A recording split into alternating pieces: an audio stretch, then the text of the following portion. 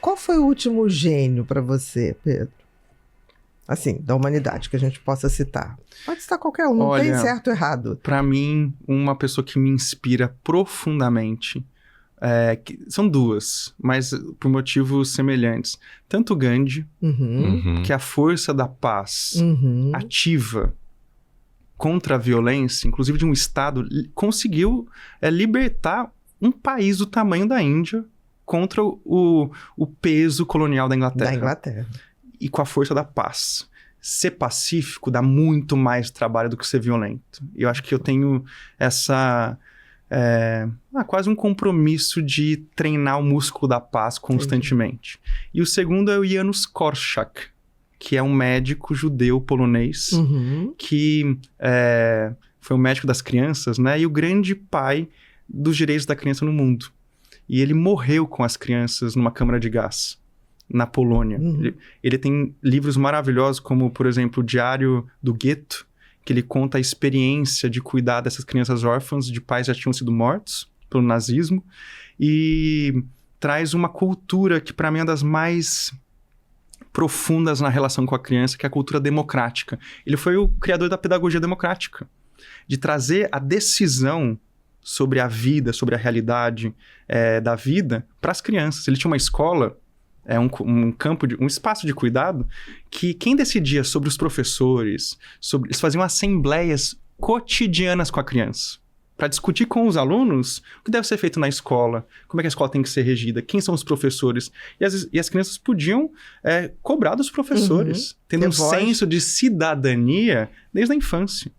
E ele, ao mesmo tempo, trouxe até essa dimensão do cuidado para a morte. Ele trabalhou, sabendo que ia ter um destino trágico com as crianças, ele marchou, né, com 100 crianças para a câmara de gás, e ele trouxe essa profundidade da vida e da morte para as crianças de maneira muito bonita, ensinando uma peça do Tagore. Então, para mim, esses dois gênios trazem uma dimensão para mim de genialidade humana, de respeito à dimensão humana e de respeito profundo para a dimensão da criança. Muito bem, os dois são do século passado, não é isso? Eu fico pensando se vamos ter espaço para que novos gênios se façam, porque eu acho que o gênio também ele vem de dificuldade, de resiliência, de coragem, de criatividade disruptiva, né? Eu fico tão preocupada se a gente está formando, não gênios no sentido de, vou fazer um telefone, QI, né? Ou QI, não, essa estou preocupada com isso. Gênios que inspiram, entendeu? Inspiradores, nesse sentido de inspiração. E eu fico preocupada porque eu acho que está diminuindo. Porque não tem tempo, porque as telas ocupam, né? Sugam o tempo todo. E quanto mais, por exemplo, as pessoas... Você fala uma coisa, uma das coisas mais legais é você fechar os olhos deitado na natureza. E ficar ouvindo vários barulhos. E ao mesmo tempo tem uma hora que você se hipnotiza com aqueles vários barulhos, você começa a ouvir os seus barulhos, né? Aí você saca, tipo assim, eu pulso, né? Porque tem gente que fala assim, meu coração tá batendo. Eu falei, ótimo, você tá ouvindo, era pra ouvir sempre. Porque sinal você que há muito tempo você não tá conseguindo parar. A pessoa não consegue parar pra poder, sabe, ouvir o seu coração bater. Porque aí fica espantadíssimo quando ele bate, porque tá ouvindo, porque só ouve quando ele tá em taquicardia. Porque ele bate o tempo todo. E essa coisa... E tem uma pulsação na natureza também. E tem uma conversa na natureza que a gente precisa aprender a ouvir. E tempo de qualidade na natureza, inclusive para criança, sem estrutura, sem brincadeiras estruturadas, mas tempo livre de brincar. De observação. Inclusive dentro da escola, é fundamental, de observação, contemplação. A gente contemplar a natureza como esse espaço de inspiração. Se até na Gênesis, Deus descansou o último dia, né? Segundo a tradição. Judia ou cristã, descansou o último dia para contemplar. Isso é fundamental, você parar um tempo da sua vida e contemplar a natureza como espaço de transcendência, inclusive. Ir além... O que é transcendência? Ir além de você mesmo. Com certeza. Você não está sozinho nesse universo. Tem um filósofo, Joshua Heschel, judeu muito maravilhoso, que ele fala que a base de qualquer religião ou de transcendência para qualquer divindade é o que você já bem falou. É o sense of wonder. que é De o encantamento, né? ou maravilhamento, alumbramento. Uhum. E isso traz benefícios para a saúde, comprovado em pesquisa, que a gente, esse sense of wow, né, que eles falam, que é de Uau, exatamente isso. você, todos os níveis de estresse, de inflamação diminuem, cortisol diminui. Tem até questões dos sprays das árvores que ajudam a relaxar o corpo e te dão esse senso de pertencimento. Esse senso de você tá numa dimensão que vai além de você, e isso nos dá paz. Quando a gente vai além da gente, quando a gente sai da nossa bolha, voltando ali para Exatamente, da bolha no começo De da tudo. conversa. Uhum.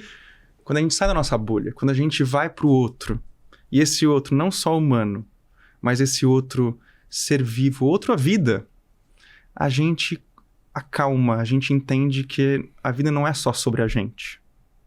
Não só sobre gente, é sobre também outros seres vivos. Outras formas de estar no mundo. Outras formas de se entender. E isso, pra mim, eu vou falar agora de uma experiência Sim. pessoal, é muito pacificador. É muito reconfortante. Dá um...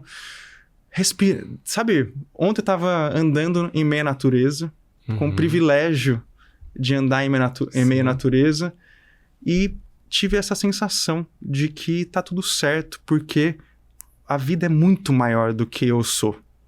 E isso traz um senso de pequenez que traz pra gente um senso até de propósito, de perspectiva de vida. Não, e de que, seja como for, tem uma organização tão maior do que a minha vida, que é a hora que você entrega, de alguma maneira, sabe? Eu também vejo isso. Quando eu tenho algum problema assim, em geral aqui no Rio a gente vai pra beira do mar, né? E aí você fica olhando aquilo me hipnotiza, assim. Eu sou capaz de ficar no banquinho, né? aquele movimento, aquele barulho, aquela coisa, do tipo assim, seja como for esse troço aí, essa onda tá batendo, independente de mim, vai continuar batendo. O sol vai nascer amanhã. Eu estando aqui ou não. Aí eu falo, gente, então esse problema vai se resolver. E o sol vai nascer amanhã de novo. De E novo. vai tudo E não acontecer. depende de mim, entendeu? Porque eu vejo tanta gente, tipo assim, mas eu não posso isso, eu não posso aquilo. Que importância é essa que está se dando? O mundo não precisa de você. O mundo Você até só mais- fica muito feliz se você ajudar o mundo a ser melhor. Mas ele não necessita de você, deixa eu te avisar. Essas pessoas mais ansiosas, mais controladoras, eu me lembro que eu falo, admite que você não tem controle sobre nada. A partir daí você vai começar a ter menos ansiedade. Porque não depende, o sol vai nascer, independente de você querer ou não, ele vai se pôr, independente de você querer ou A não. história E vai isso é continuar. lindo. A pessoa, mas como é lindo? Tá fora do meu controle. Exatamente por isso. E a Tá vida fora do seu continua. controle. E Sempre. reconhecer que a vida vai além da gente permite que a gente possa passar para uma outra fase, que é atuar pela vida. Exatamente. E não mais por você ou descendentes. Essa coisa egoísta. E essa coisa violenta com os animais, com as plantas, com as crianças.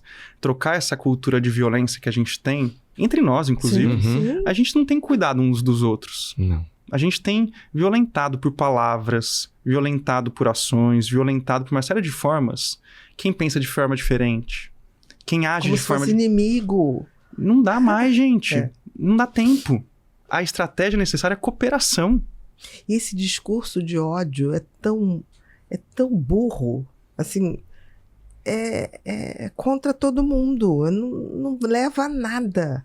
Né? Quando, na Leva à realidade, destruição. a destruição. E de nós E mesmos. aí nós não vamos precisar de um incêndio, um dilúvio, ou nada disso, a gente vai se destruir. É porque Se a gente continuar reclama de coisas assim- que a gente amontou na nossa própria cabeça. Exato. Como a violência. Essa violência que a gente tem propagado de várias formas vai nos destruir. Vai. Se a gente não mudar para uma cultura de paz, para uma cultura que coloca o cuidado no centro, uma cultura que coloca a natureza como espaço de vida E de todo mundo, né? e de comunidade. Todo mundo junto, num espaço... Não é a gente para voltar, todo mundo no meio da floresta. Quando a gente fala isso, Não, as pessoas claro, pensam nisso. não, porque Não é isso. Não é isso. É pra gente lembrar que tem uma vida para além da nossa vida. E a gente construir uma forma de que já respeitar estava essa aqui vida. antes da gente chegar. E vai que continuar. vai continuar muito bem se a gente for embora. E se a gente não- se destruir, pra natureza E vai se a ser gente um não resolver espetáculo. esse equilíbrio, esse desequilíbrio que o ser humano causou na ordem natural da vida, a gente vai ser expulso desse planeta. Na realidade paraíso, é isso. Literalmente, seremos expulsos do paraíso. Essas grandes histórias, né, seculares, já apontam muita coisa. Já apontam muitos elementos da nossa realidade que a gente tem que ficar atento. Exatamente. E ressignificar, ou na verdade, voltar para um prumo de cooperação entre todas as espécies, né? Essa irmandade entre todas as coisas, pessoas, animais, seres vivos, ela é fundamental porque ela vai permitir que a gente possa restaurar um equilíbrio.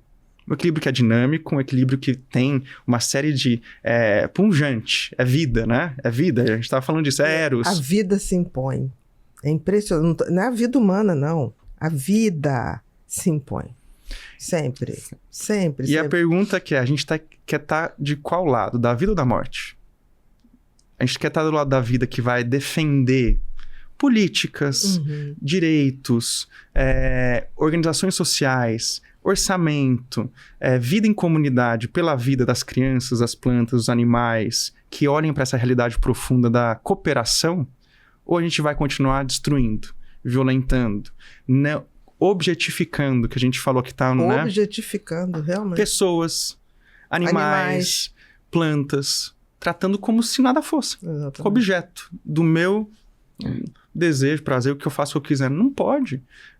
Essa relação respeitosa com a vida e todas as vidas está no cerne dessa revolução do cuidado. Exatamente. Oi, queridos. Aqui é a Bia. Tô passando para compartilhar uma notícia maravilhosa com vocês. Nosso aniversário de 1 ano do Pod People está chegando e preparamos uma noite inesquecível com convidados super especiais que vocês não vão querer perder. Primeiramente, temos a honra de receber Anaí D'Amico, uma das psicólogas mais renomadas do Brasil. Anaí realiza um trabalho extraordinário, ajudando milhares de pessoas a compreender-se melhor e encontrar equilíbrio em suas vidas. Ela trará toda a sua experiência e conhecimento para uma conversa profunda e esclarecedora sobre a mente humana. O nosso evento será no dia 16 de julho de 2024, às 20 horas, no Teatro Claro Mais, Rio de Janeiro, em Copacabana. Garanta já o seu ingresso clicando no link que está aqui embaixo e venha celebrar com a gente o primeiro aniversário do Pod People. Vai ser uma noite repleta de surpresas,